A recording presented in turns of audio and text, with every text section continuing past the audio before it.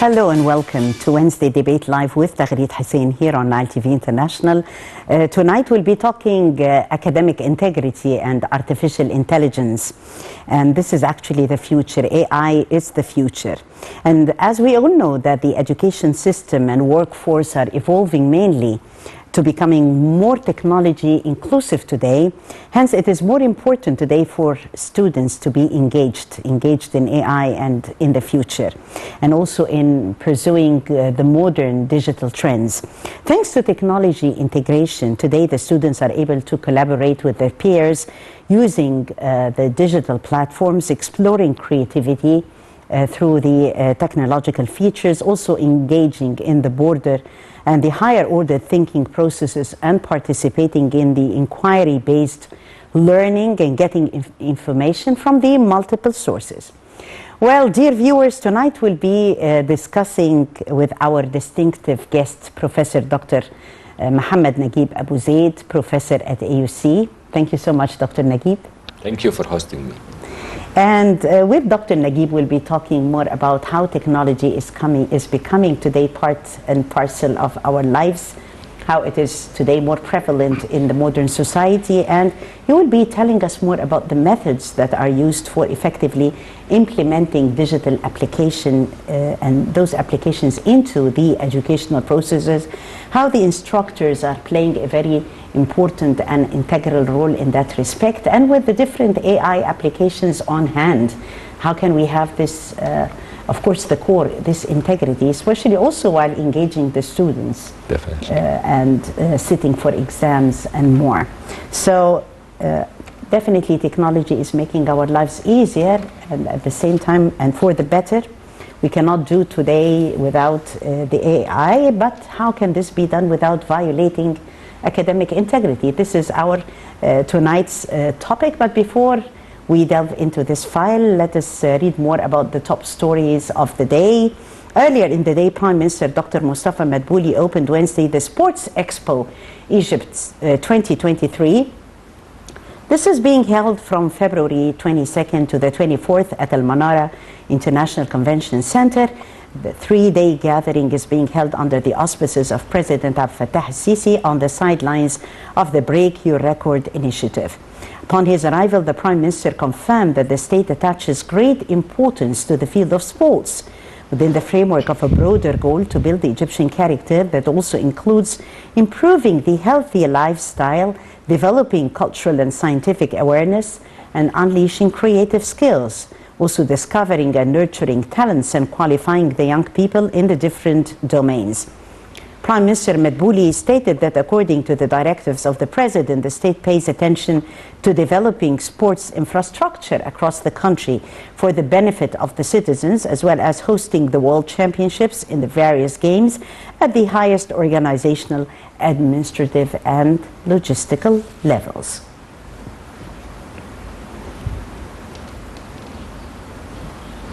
And earlier in the day, of course, the whole world had followed with us the solar alignment phenomena at Abu Simbel Temple.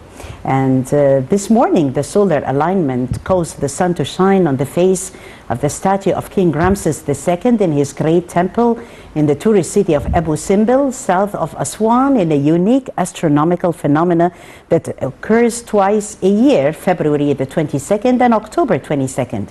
Among the most prominent attendees were the governor of Aswan, Dr. Ghada Shalabi, the Deputy Minister of Tourism, as well as many tourists who gathered to witness this important occasion.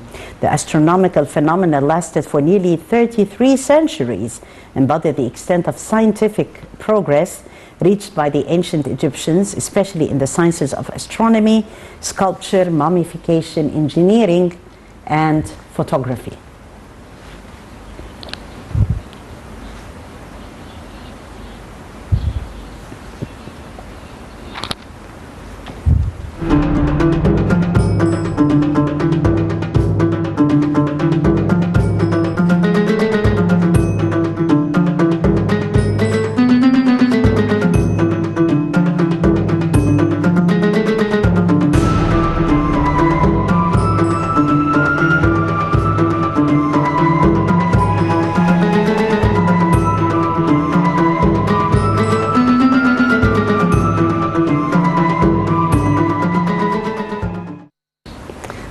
Zaid, thank you so much for joining us once again. And the Prime Minister inauguration earlier in the day is actually keeping momentum with the directives of the President and building on the Egyptian character and achieving a healthy athletic spirit for our youth. Yes.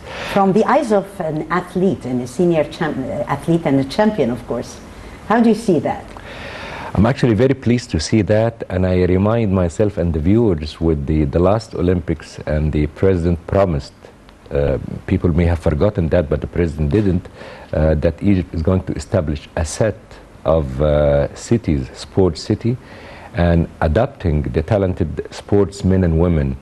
Let's remember that the last Olympics, Egypt has achieved the largest number of medals that we ever had in one single Olympic, and we aspire for more in the years to come. And in your nice introduction, you talked also about, which obviously they have alluded to that, discovering the talents, adapting the talents. And here we're talking about sportsmen and women who will make Egypt more and more proud of what we achieve. When we talk about sports and we talk about these achievements, I look not only to making champions, which is something I adore, something I long for, but it also for, like you stated, healthier society, healthier community. Mm-hmm. You don't have to be a champion, but exercising, walking, breathing fresh air, trying to convey that to your family, to your friends, to your children, is a very good message and very important message. I noticed also in the nice film or video you just played, the use of technology in sports. Sports is not just a practice or an exercise, it's a science. The use of technology in training, and that's why I see the Minister of IT is also present. So this integration in the activities and trying to boost Egypt's sports level, applying and planning for hosting so many championships. Even Egypt applied and will apply for more of that, including one coming Olympic, inshallah. That all makes us proud and make us really aspire for a higher and better level of our sportsmanship in the years to come. Yes, definitely. And we do have also a very important initiative, actually, the presidential initiative, Your Bike and Your Health. So there is a correlation between using your bike and having and being in good shape and good health. I will just say something here is that one thing that pleases me is that I see increasingly young men and women biking in the streets of Cairo. The streets of Cairo, as crowded as they are not or were not planned in the last 10-20 years for that, but people are more and more encouraged. Yesterday morning I was jogging and I saw a young couple just biking and crossing and jogging. It makes me feel good that the new generation is really picking up on sports and making it a priority, something I would yes, always here we encourage. Go, here we see the bikes, and this is the presidential initiative, Your Bike, Your Health. It is actually an initiative that has been very successful, and as the Professor Abu Zaid has mentioned, that it encouraged many of the Egyptian youth to participate and to follow suit and to have a bike at home, especially that they see the President himself I was going to say taking it that upon himself to participate in the bicycles marathon. Yeah, not to mention the obvious thing is that it could be a way to solve part of the transportation problems. Mm-hmm. When we go to Europe and the US and North America or other countries, we see people using bike increasingly. Yeah. People using these kind of electronic or electric kind of bikes, even like two wheels and so on. Mm-hmm. Not only because it's fun, but also because it would solve a problem, especially when after the world has suffered a long time for COVID and closing down and things like that. So it's a step in the right direction, definitely. Yes, our great ancestors, the pharaohs, were not only clever in mummification, but they were also clever in engineering too. And this has been actually the case when we see the sense of illumination for Ramses II face at Abu Simbel. What a phenomenal scene that brings everybody all over the world. Yes, and again in your nice introduction you talked about that, how excelling, how brilliant they were in so many sciences, in so many, let's say, good, healthy practice of today, on top of which comes astronomy.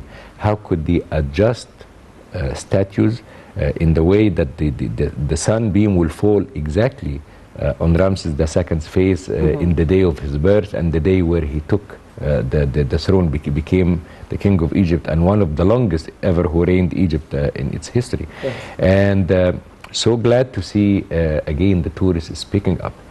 On a side note, but it's relevant, let the viewers try to reserve a hotel now in Luxor or Aswan or the south of Egypt. It's not bad luck, but it's something to be mentioned, is that really tourists and tourism is coming back. We want to embrace it. We want to use these opportunities to foster tourism. Things like that do not happen anywhere else in the world. Yes. People do not gather to see let's say, the merging between nature, astronomy, and an existing monument that was there thousands and thousands of years ago. Yes, thousands of years ago, yes. Yes, thousands of years, definitely. Well, our topic tonight is artificial intelligence and the future of development. AI is very important today.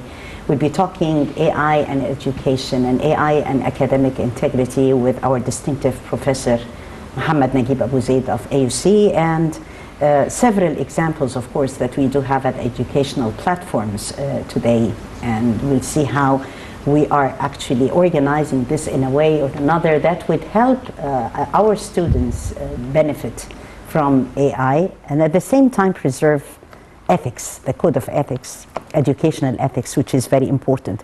This report, and we'll be back. Artificial intelligence has the potential to address some of the biggest challenges today, innovative teaching and learning practices, and accelerate progress towards SDG 4. UNESCO is committed to supporting member states to harness the potential of AI technologies for achieving the Education 2030 agenda, while ensuring that its application in educational context is guided by the core principles of inclusion and equity. Artificial intelligence has been progressing rapidly, showing no signs of slowing down. It encompasses almost everything. It can help automate and speed up processes within the society, such as increasing efficiency in the workplace, improving decision-making. Additionally, AI can help identify and solve several types of problems. Artificial intelligence can be extremely beneficial in the education sector, as AI technology helps with the development and setup of many learning programs. It can also be used to develop software programs. With artificial intelligence, it is possible to redesign and reform the whole education system and techniques of teaching. Recent studies and indicators all point to the net positive effect that can be realized from adopting AI to benefit substantially from the opportunities AI affords. To this end, Egypt keeps working on developing a national strategy for AI, which aims to realize the 2030 vision. On another level, the new republic's efforts to digitally transform Egypt's economy is taking a significant step forward with the National Artificial Intelligence Strategy. It aims to create promising opportunities for laying the foundation for a national economy based on emerging technologies. The strategy's focus is to indigenize the AI industry and strengthen Egypt's leading role at the regional level to become an active global player in the field. To that end, President Sisi always stresses on the importance of promoting effective partnerships between the government and the private sector. The outcome of the strategy is to exploit AI technologies to support Egypt's sustainable development goals. Additionally, Egypt's AI strategy encourages funding AI-powered startups, incubate them, offer incentives to companies to use AI, initiate national projects, and develop suitable infrastructure. Those functions would continue until Egypt occupies an advanced position worldwide in artificial intelligence.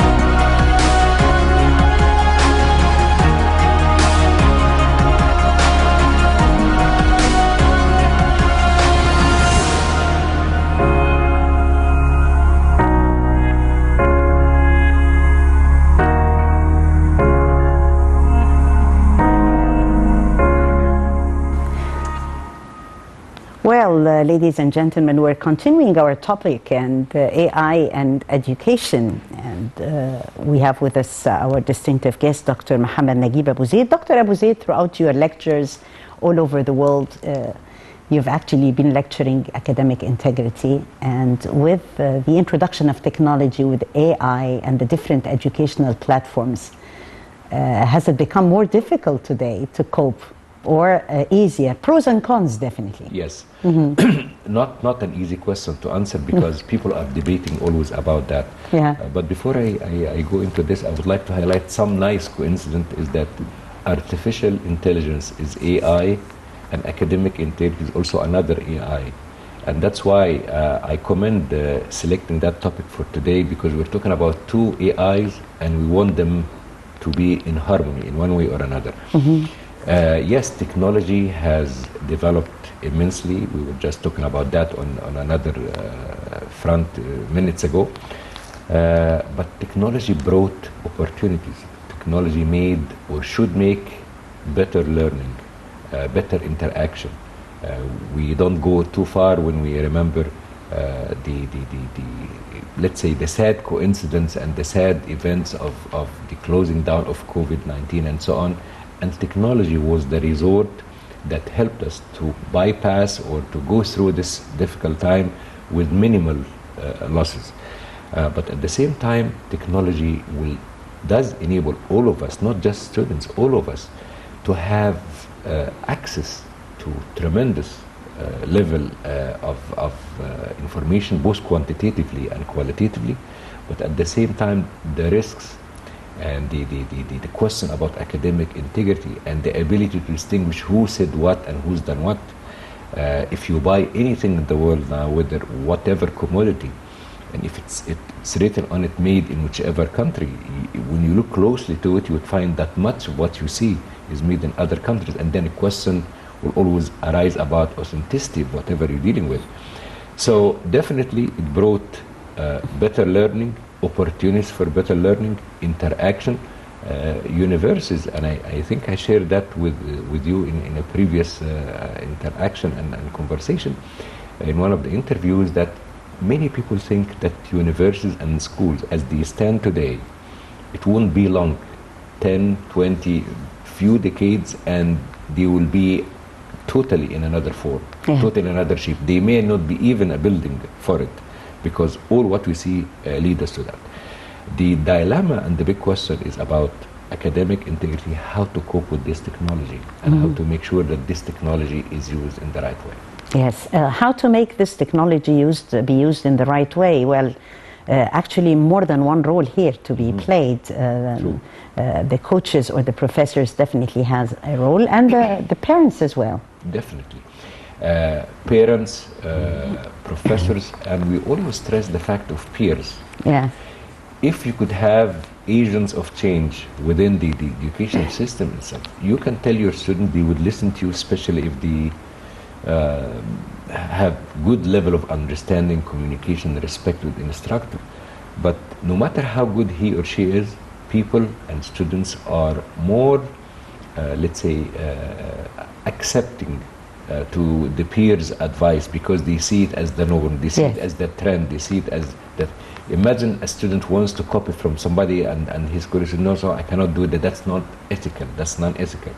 Definitely it will be... it will ring a bell. Yes, it will be a teachable moment for she or he during that time or at that moment. So definitely it's a technology thing, it's an interaction, and since technology can provide opportunities and that risk, but there are other technology that will combat that. So there are databases and computer programs that are also equipped or equipping us with the ability to detect malpractices. I say it in a very simplified way, like there are some lie detecting machines or apparatus that was invented decades ago, but there are softwares, databases that whenever you read, and I think that most of the viewers know about that would detect if you took a paragraph or if you took an idea. As a matter of fact, it goes not only at the early generation was like that, but it goes to even a shape, a design, a patron or a model for some kind of statue or a dress or a suit or something like that, it will detect it has been done where and so on. So the databases are becoming quite large in a way that will tell us if this thing is not authentic or not really original, and at the same time will provide us with this information through the database whenever we need them. Yes, the students and the incentives of making them quite interested to follow the code of ethics in education. What makes me interested in the first place, though this way is more difficult than the easy way, which is violating academic integrity? A question that the whole world is still struggling with. And I remember in the year 2002, and I met with one of the world leaders and founders of academic integrity, God bless his soul now, Donald Naguib in New Jersey. And whenever I talked about problems that we're facing here and there, he was, of course, he was a very good listener, and at the end he told me, until now you didn't tell me anything new. Everything you're talking about that's happening to you is happening to us. So don't think that the big universities or establishment or the developed world has something different than what you have. The question is, how much are we aware of it, and what are we doing? How are we addressing it? Exactly. Addressing it and combating it. It's easy when you say that there is a problem that people will say, oh, no, this problem or this phenomena exists, and you have this, as I said, multitude, humongous amount of information, and people can surf through it and can do whatever they want with it unless you do that. The code of ethics itself is a reminder of what we're supposed to do. I always say to my students, and actually to peers, first time we introduced the code of ethics in our university, and I don't want to talk about only my university, talk about the whole world, what they do with that. Everybody signed to it. It's a message, it's a reminder that all of us are bound by a set of ethics. And it's not just the students, the teaching assistants, the professors, the staff who work in the lab and otherwise, the administration staff and so on. So it's a reminder of what we're supposed to do. So I'm saying to them and to myself, when you open the code of ethics, you wouldn't find something that you say, wow, I didn't know that. No. The code of ethics is a reminder of what you're supposed to know and what you're supposed to practice with your peers and with your colleagues. The one part here and that's why your question is not easy to answer again, is that the code of ethics are to be endorsed, but the practice is to be monitored. Okay? How is it on solid grounds? Exactly. When people go to court, any court, they are asked first thing is to swear that they're going to say the truth. But okay, everybody can do that. People will do that. That's the first step. But then the practice, how this thing is unfolding, and the awareness. Imagine when people do not know the healthy practice of copying this nice script that you have prepared here, or the colleagues in the channel have prepared here. If somebody else takes it, they have to give credit to you and the people who prepared it. And actually it will appear better for all of us. And it may even strengthen what I'm saying because I did not invent it and I relied on different sources here and there. And that's what we really need to address more and more to everyone. Yes.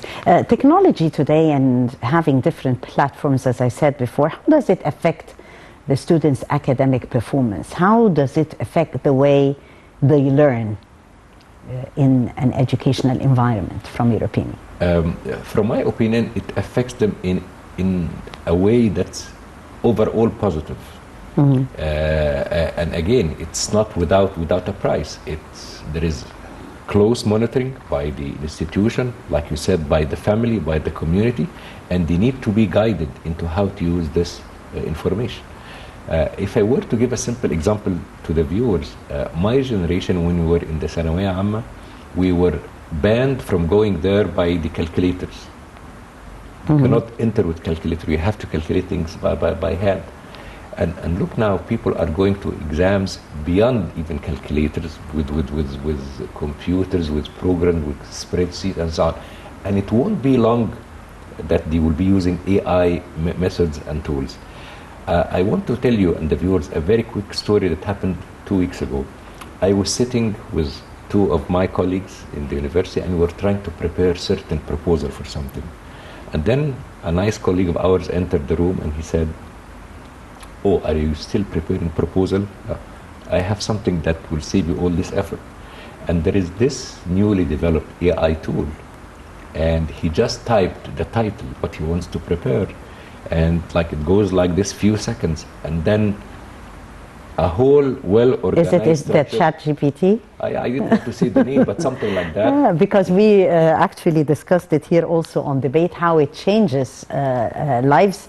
However, how far it is quite successful. I mean, it's not all the time that accurate. Okay. See, I happened to be having this discussion last night with some distinguished other distinguished colleagues as well. Yes, but it gave you a very good starting point in my view. Yes. Or some starting point. Let's not call it.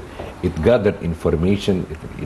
It writes letter. It writes letter even about emotional things. If you want to address something in a nice way, in a soft way, in a harsh way, it's sensitive to that. So if I'm going to enter, like I have this topic tonight, it would provide me with questions and answers and more.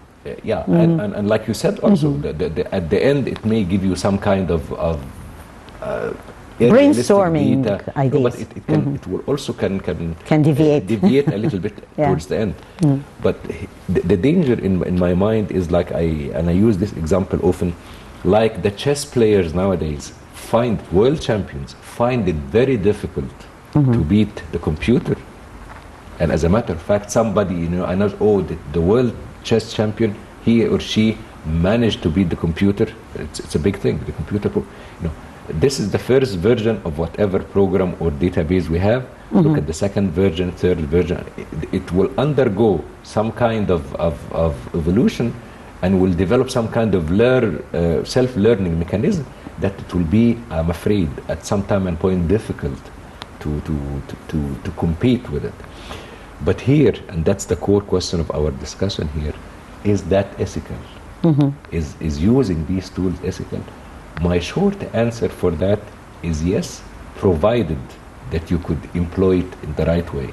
Provided that you ask, for example, this, like I give you the calculator, you give me a number. I tell you, what are you going to do with this number? What are you going to do with this thing? How can you develop it and take it into a further, let's say, paradigm or a new paradigm shift and so on. And that's the whole world is talking about that, and I'm cautioning that it won't be long before we will have different other versions and more advanced ones. Yes, a big debate also, which was quite debatable, the role of AI in education and the advantages actually and disadvantages of AI in education.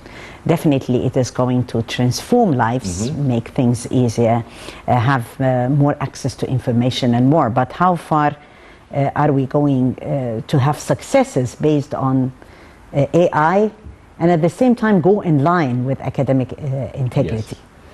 Yes. As I answer this question, I like to remind the viewers and myself that since 5-6 years, the leadership of Egypt has put AI as a priority in our learning. Even before this revolution. Yes, this particular revolution takes place. And as a matter of fact, if you recall the newly developed programs in newly established universities, AI is one of the core, let's say, curricula or specializations or domain. Not to mention also that the whole world is aware that it's a cross-cutting theme, that different programs will and should involve that in. The evolution and the development of AI will always put the question about how ethical that is. And let's also talk about something, the beneficiaries. Let's talk about the positive side first. You could do much more with the AI techniques. You would develop a lot of programs, a lot of output, but at the same time you would worry, okay, how about all these people who are working? Our programs or database or tools like that will increase the unemployment. The revolution that's happening nowadays with AI-like programs is that they're taking things from the quantitative level into the qualitative one.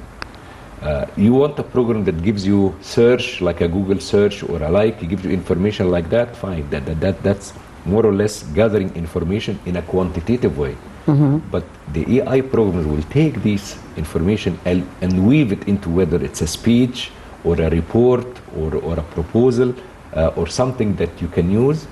And definitely you have to have the credentials given and the proper referencing for as to how you got this information in the future.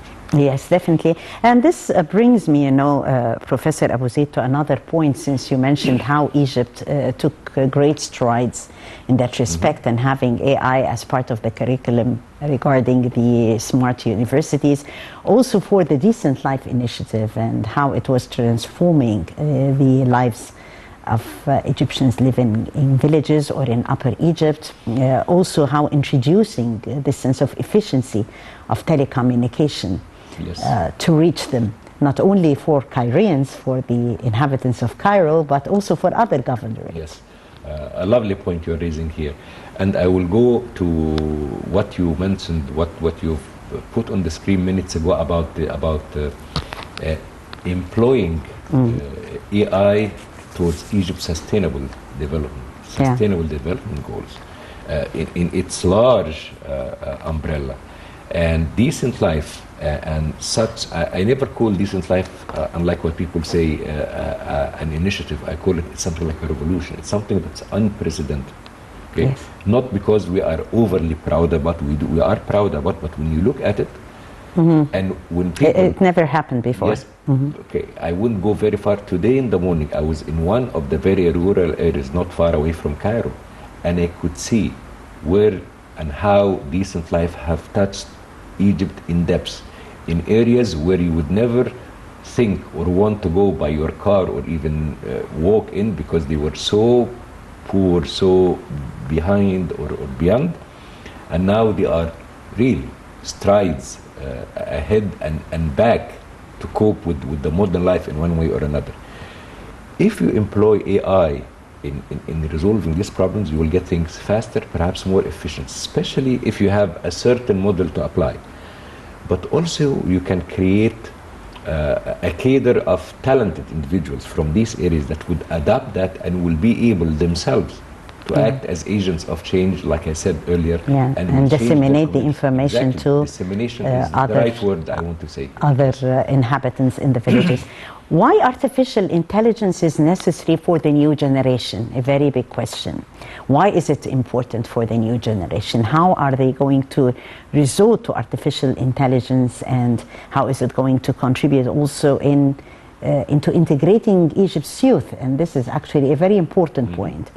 How are we preparing the youth today for the future of AI, Professor Naguib?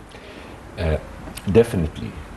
Our curricula has to change, and they are changing. To adapt. To adapt. And the question is that they have to change. They have to change fast, to adapt fast, and to yield their outcome in a faster way.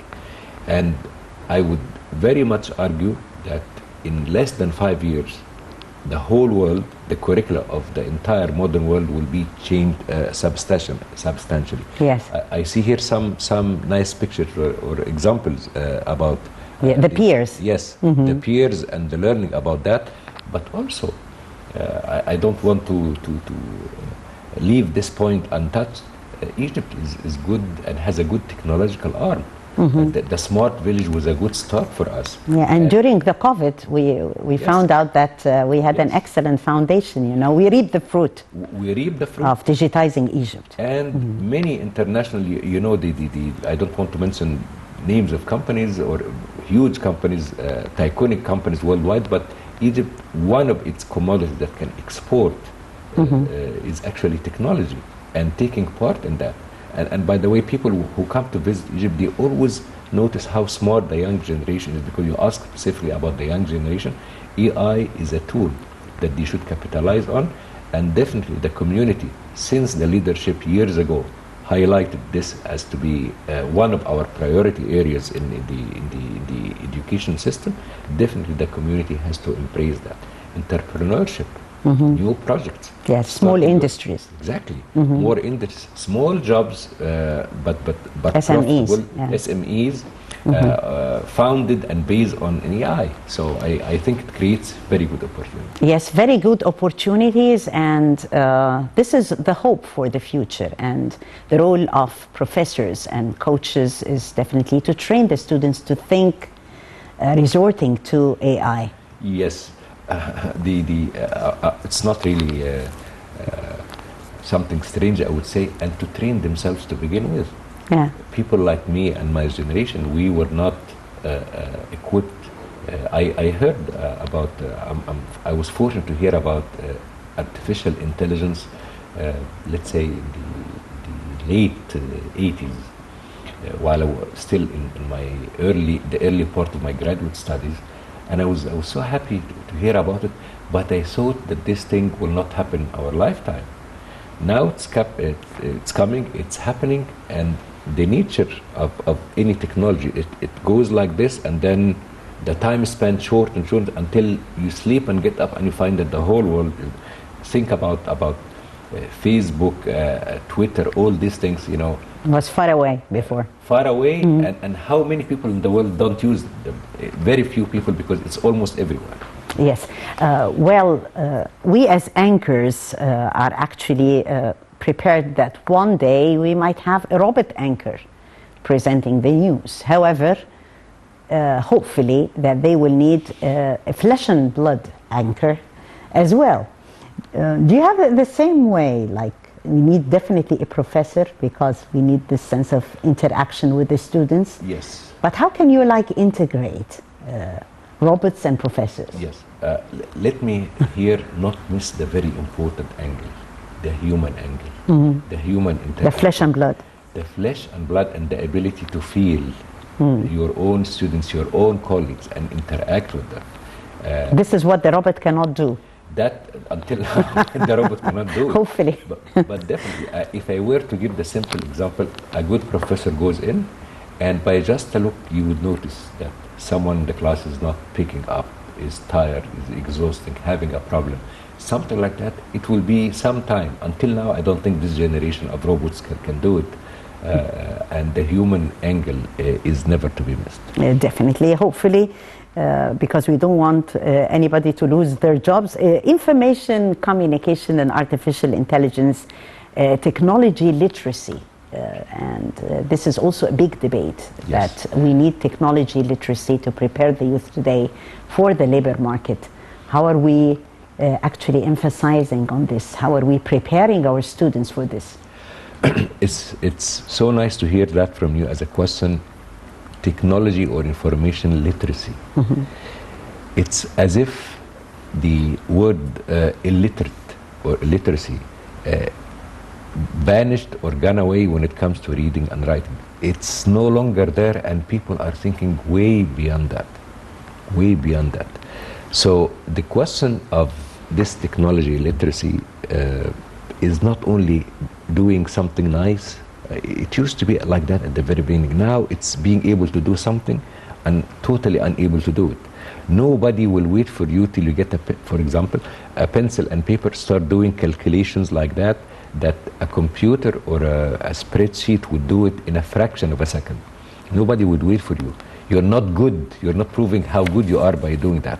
So definitely the technology is giving you that kind of arm that needs to go in a strong way, and definitely the support of the state, the support of the community, the nourishing of the parents and the institutions will be the main tool for artificial intelligence to really be properly employed without tampering, without compromising on our values and on our integrity, because that would remain always our solid foundation. And definitely a very important point. Without integrity, of course, we can lose a lot.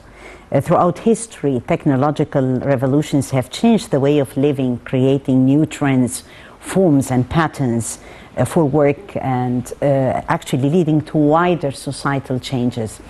Well, in a minute, Dr. Abu Zaid, how can we make societies cope with the transition? How can you give a piece of advice for the students watching you right now? I give a piece of advice for the professors and the students at the same time. Yeah. Keep yourself informed. Get to know how these tools work. Try to employ them for the welfare of the society, the community, yourself. Try to use them to enhance your standard of living and the community around you. And while doing so, you are going to cooperate with others, and you are going to do it in an ethical way that does not strip anyone his or her right, and at the same time does not contribute to any kind of malpractice or any sort of negative impact on the community, particularly the poor and the needy. And that's where the AI could be your strongest tool to improve their lives into a better world. And that's where integrity is actually shown. Exactly. Thank you so much, Professor Dr. Mohamed Naguib Abu Zaid, Professor at AUC, for joining us on this fruitful debate. Thank you, Doctor. Thank you. And I thank you, dear viewers, for joining us. I'm Taghreed Hussein, and that was Wednesday Debate. Tomorrow, another team. All the best.